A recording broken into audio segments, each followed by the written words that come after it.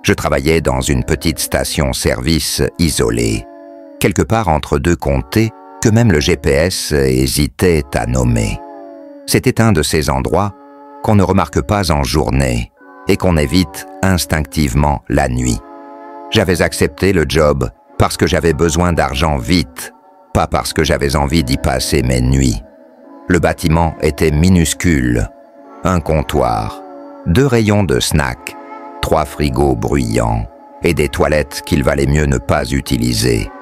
En général, mes nuits se ressemblaient toutes. Du silence, 1 ou 2 clients pressés et beaucoup d'ennuis. Mais cette nuit-là, elle était différente dès le début. Vers 1h du matin, un épais brouillard s'est mis à tomber d'un coup. Pas une brume légère, non. Un truc dense, presque blanc, comme un rideau.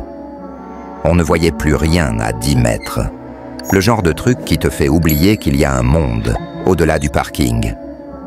Je sirotais un café trop amer en regardant le néon de la station vaciller par la vitre quand j'ai entendu un clac, le son de la pompe qui se déclenche. J'ai levé les yeux, surpris. Il n'y avait pas eu de voiture. Je suis sorti pour voir. Le brouillard était si dense que j'ai dû avancer jusqu'aux pompes pour être sûr. Rien, pas de clients, pas de véhicule. Pourtant, une des pompes clignotait comme si elle était en usage. J'ai désactivé manuellement la machine, pensant à une panne, et je suis retourné à l'intérieur. À peine avais-je passé la porte que le téléphone de la station a sonné. Ligne interne, c'est-à-dire que l'appel venait d'un des postes internes, comme celui derrière le comptoir ou plus étrange, de celui qui était censé être désactivé dans la réserve. J'ai décroché lentement. Rien, pas un mot, mais j'entendais un souffle, léger, irrégulier, comme si quelqu'un se tenait tout près du combiné sans parler. Puis, très doucement, une voix grave a dit « Ne regarde pas dehors » et l'appel s'est coupé. Mon instinct m'a dit de faire l'inverse. Alors j'ai tourné la tête et j'ai vu quelqu'un debout juste au bord du brouillard, à la limite du halo lumineux projeté par les lampadaires. Je n'ai jamais vu quelqu'un rester aussi immobile. Même pas un frémissement, juste figé, comme une silhouette dessinée sur du papier glacé.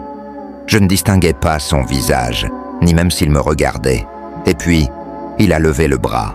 Pas un salut, pas un appel, juste levé, comme un signal. À ce moment-là, toutes les lumières de la station ont clignoté une seule fois, puis se sont éteintes, le courant a sauté, les frigos se sont tus. Le silence est devenu oppressant. Je suis resté figé, incapable de bouger. Puis j'ai entendu la porte coulissante s'ouvrir dans un chuintement parfait. Je savais que personne n'était entré.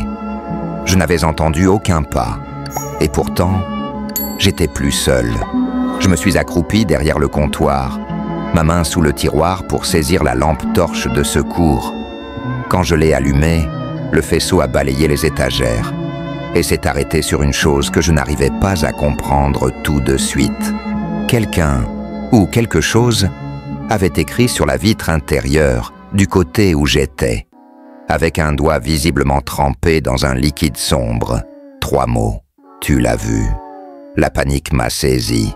J'ai couru jusqu'à la réserve, claqué la porte derrière moi et bloqué la poignée avec un vieux balai.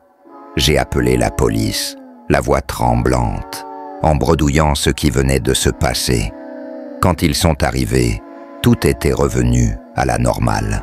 Les lumières étaient allumées, les pompes fonctionnaient, et bien sûr, il n'y avait personne dehors. Ils ont vérifié les enregistrements, mais la vidéo avait été corrompue, juste pendant le créneau, entre 1h03 et 1h11. Le reste de la nuit, nickel, sauf ce petit bout. Ils ont fouillé le terrain, rien. Mais voilà ce qui m'a glacé le sang. L'un des agents a trouvé des empreintes sur la vitre, celle d'un doigt à l'intérieur. Le souci, C'était pas le liquide qui posait problème, c'était ce qu'ils ont trouvé quand ils l'ont analysé, du sang, mais pas humain, pas animal non plus, juste, inexpliqué. Depuis, je ne dors plus la nuit. J'ai quitté le job le lendemain matin, sans même récupérer mon dernier chèque.